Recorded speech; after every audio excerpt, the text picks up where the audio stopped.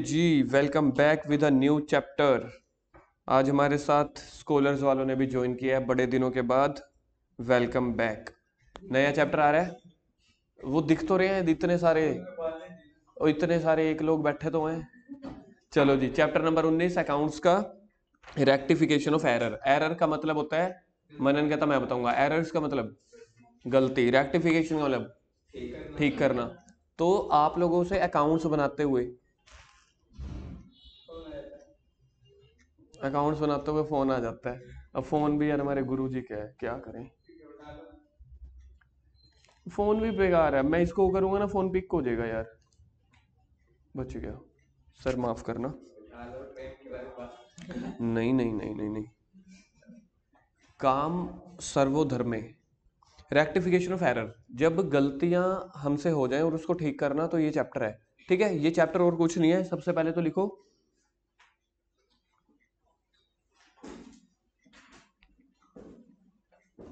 इसको यहाँ पे लिखो जी आप। हाँ हाँ, बुक में यहीं पे देखो, चैप्टर के ऊपर जहाँ पे जगह है वो आ जाओ। Thank you. Second part of,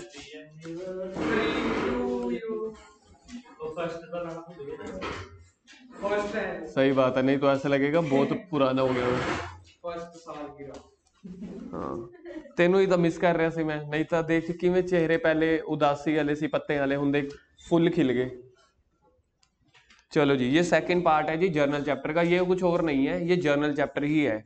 journal chapter में जब आपसे गलतियां हो जाती है ना, उस गलतियों को ठीक करना। मेरे हिसाब से अगर मैं राइटर होता या मैं सीबीएसई का मेन डायरेक्टर होता ना, मैं बैठा होता, मैं तो इसको जर्नल चैप्टर का अगला चैप्टर बनाता।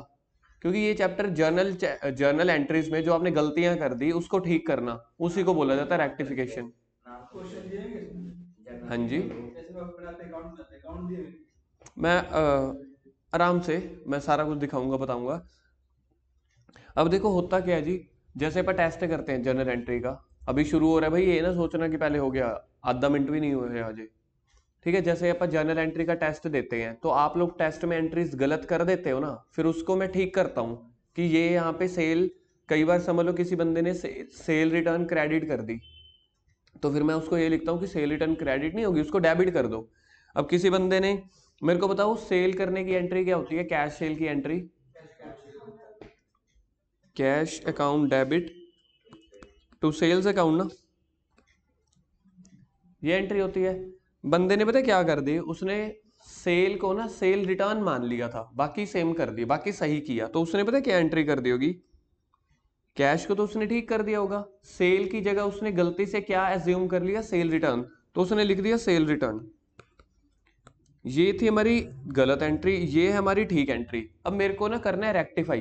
देखो गलत करने वाले तो दुनिया में बड़े लोग मिल जाएंगे, ठीक करने वाले भी बहुत सारे लोग, गलत करने वाले बहुत सारे लोग मिल जाएंगे आपको होलसेल में, ठीक करने वाले आपको रिटेल में मिल जाएंगे, मतलब ठीक भी बड़े सारे जने कर देते हैं। असली अकाउंटेंट वो है, या असली +1 के बच्चे वो हैं चैलेंजिंग वाले, जो रेक्टिफाई कर पाए।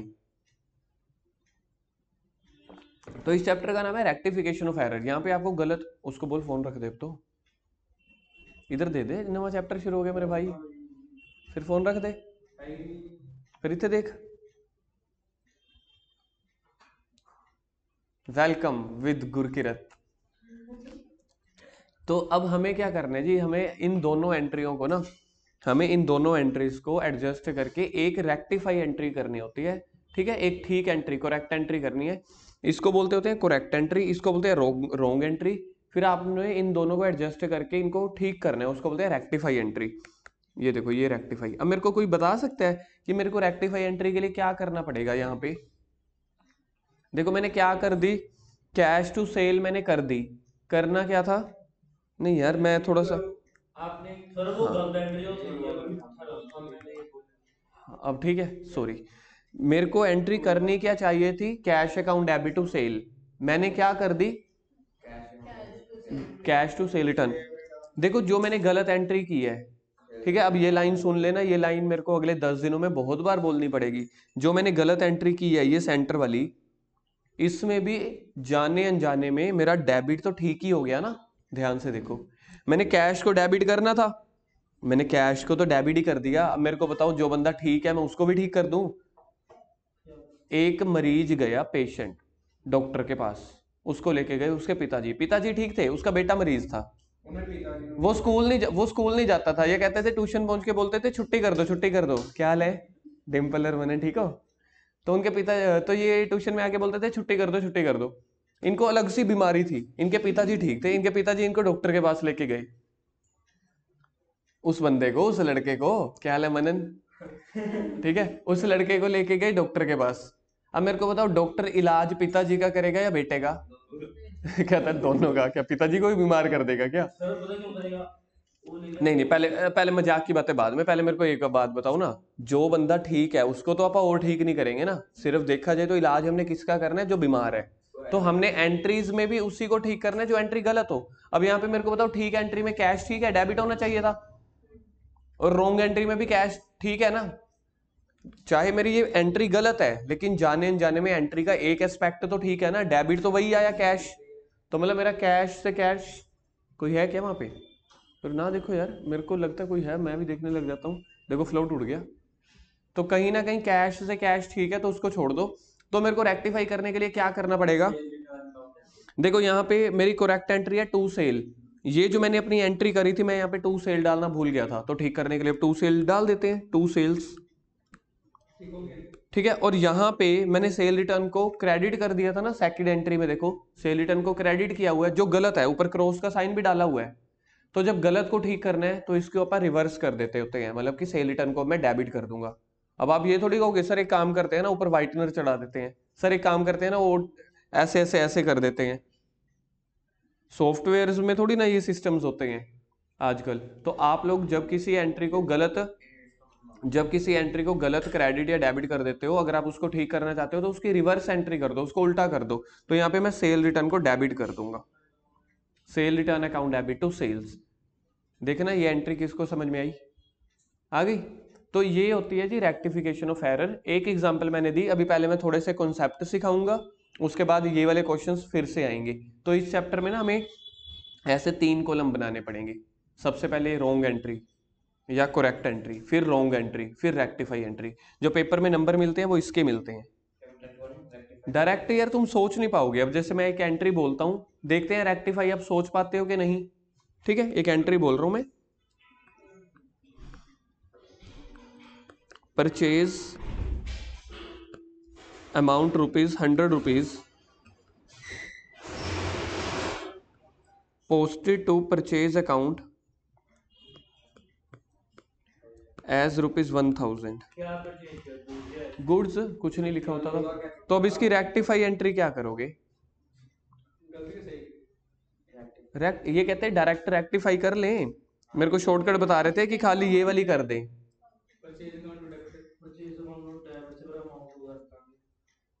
Purchase account debit to purchase account debit to purchase return. हिल गया क्या? परचेज रिटर्न कितों आया है डिंपल? अमाउंट 100 की जगह 1000 लिख दिया। अब इसको रेक्टिफाई बनाओ।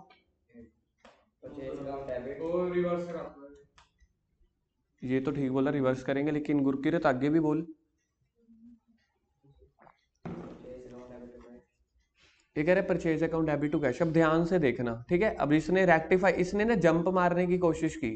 जब हम जंप मारने की कोशिश करते हैं तो हम गिर जाते हैं, तो ये बंदा गिर गया। अब रीजन क्या है? देखो हमने मैं कोई मजाक नहीं उड़ा रहा, नॉर्मली बात बोल रहा हूँ। देखो परचेज हमारी 100 रुपए की है, मैंने परचेज अकाउंट में 1000 लिख दी, उल्टा मैंने तो ज्यादा लिख दिया ना। तो डिंपल तू कह रहा है परचेज और लिख दो, फिर तो तू और ज्यादा गलती कर रहा है। तो परचेज रिटर्न नहीं भाई, मेरी गलती परचेज में हुई है। परचेज देख गुरकीरत, एक मिनट डिंपल, अब ना तू सीखने के ठीक है पर्पज से नहीं कर रहे। अब तुम ना मतलब वो करते हो कि हाँ जी यार, जब परचेज एक अलग चीज होती है, परचेज रिटर्न एक अलग चीज होती है। ये हमने बहुत बार किया हुआ है। तो अगर आपने एंट्री रिवर्स करनी है, मतलब थोड़ी है परचेज को परचेज रिटर्न बना दो। आप लोगों ने परचेज को ज्यादा कर दिया, परचेज को डेबिट 100 से करना था 1000 से कर दिया। तो अभी अभी तो बताया, जब उसको ठीक करना हो तो परचेज को ही क्रेडिट करोगे 900 से। समझ में आ रही है? इसलिए हमें कम से कम पहले 1 हफ्ता लगेगा तीनों कॉलम बनाने के लिए। जब बहुत प्रैक्टिस हो जाएगी तब मैं रेक्टिफिकेशन कराऊंगा, अदरवाइज नहीं। सीधा रेक्टिफाई एंट्री। अब मेरे को बताना यहाँ पे आप क्या एंट्री करें, करेक्ट एंट्री बताओ और रॉन्ग एंट्री और रेक्टिफाई एंट्री। हाँ, परचेज अकाउंट डेबिट, कुछ नहीं दिया हो तो टू कैश मान लो, 100 रुपए का हमने सामान खरीदना था, करेक्ट में तो 100 ही लिखूंगा ना। अब मैंने गलती से क्या कर दिया, पोस्ट टू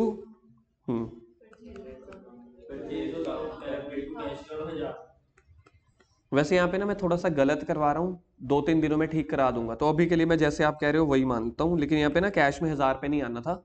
अभी के लिए आप मानो कि अपने 1000 रुपये की कर दी, ठीक है।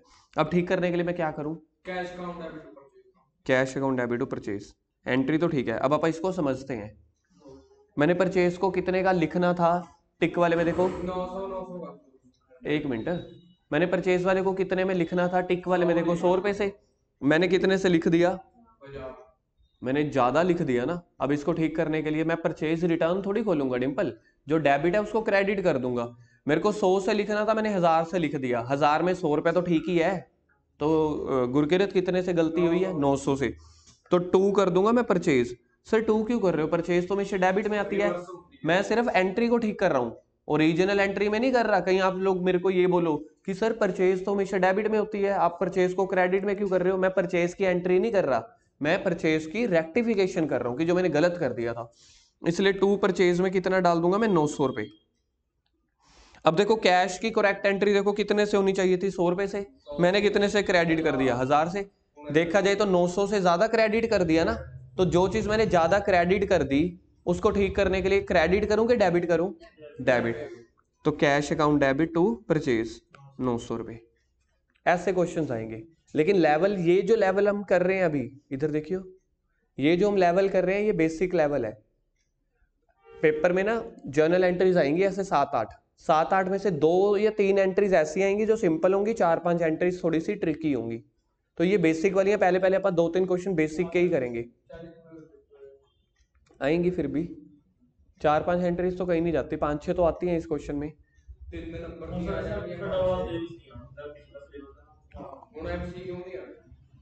नहीं आने एमसीक्यू, फिर ठीक है, फिर मजा आएगा। चलो जी, चलो बुक्स खोल लो मेरे वीरों, बुक्स खोल ले, खोलेंगे या मैं फिर सीधा हूँ। हाँ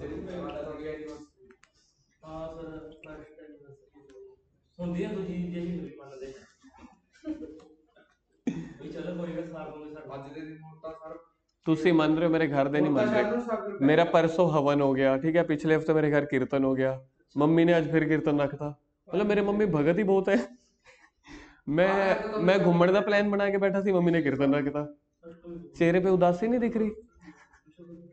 चलो जी और शुरू करो भाई, गुरकीरत बस।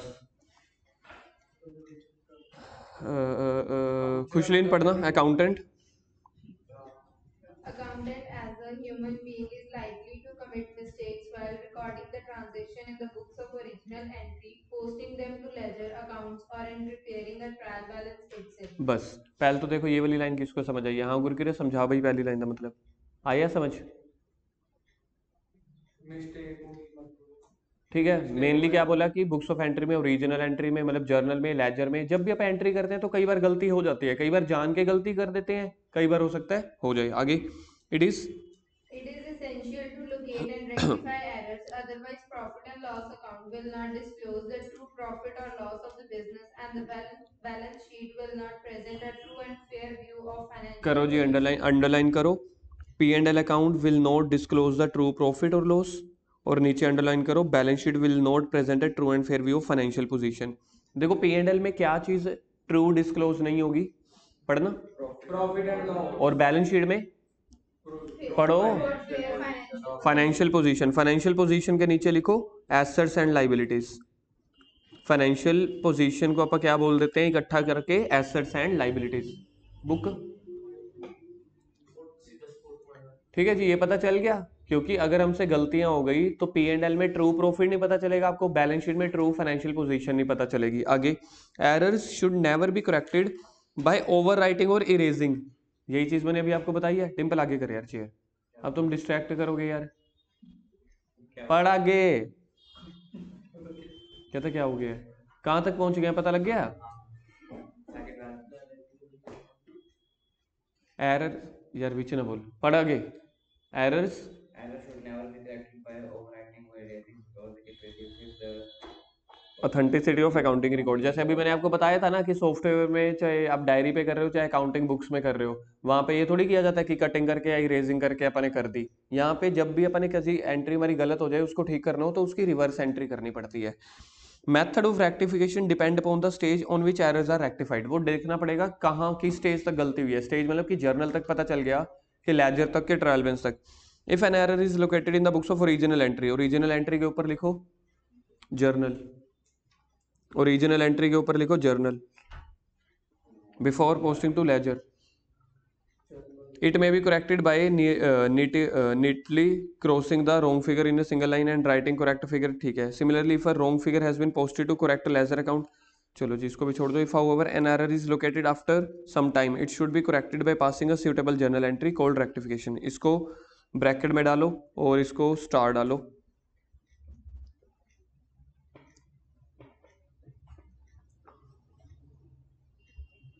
अब देखो कह रहे हैं कि आपको गलतियां कहाँ पे पता चल जाती होती हैं। सबसे पहला rectification of error before the trial balance. कुछ गलतियां ऐसी हैं आपको ट्रायल बैलेंस से पहले ही पता चल जाती हैं। तो चेयर पीछे करी यार, फिर इधर आ जाओ, फिर गल्ला ना कर यार, 5-10 मिनट की क्लास रह गई है सिर्फ, फिर तुम गल्ला करी जोगे।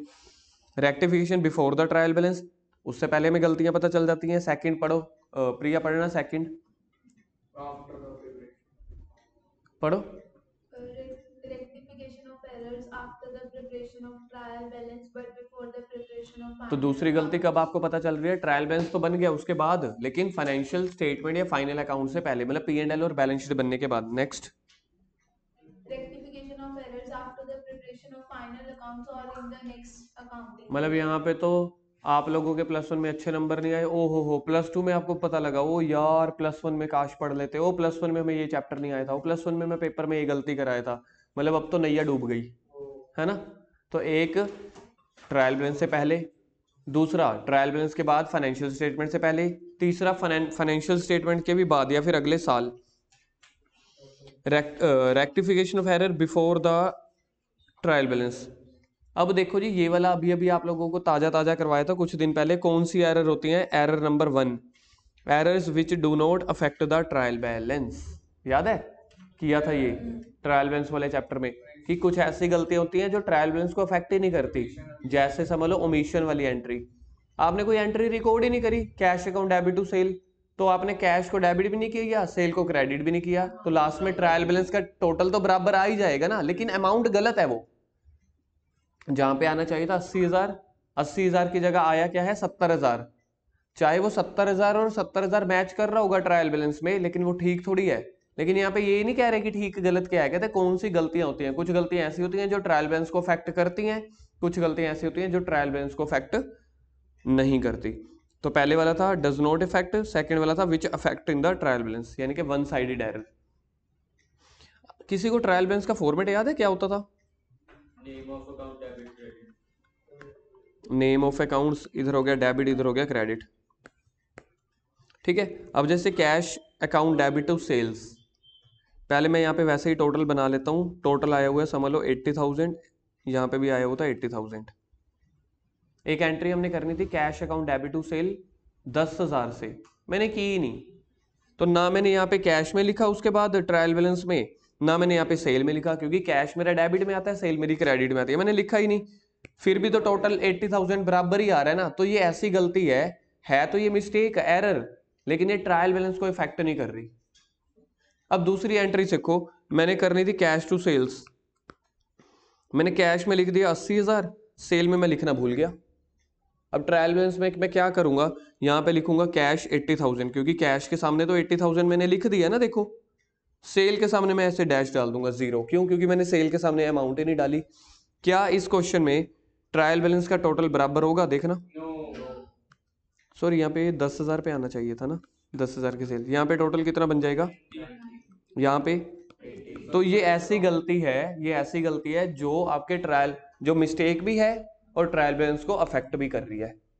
और जो ऊपर वाली एंट्री थी अपने पूरा ही रिकॉर्ड नहीं किया, ना कैश में ना सेल में, तो वो ऐसी एंट्री थी जो हमने कैश में भी रिकॉर्ड नहीं किया था, सेल में भी, तो उसको बोलते हैं कि errors not affecting the trial balance. आज के लिए बस हम इतना ही कर रहे हैं, बाकी हम कल करेंगे।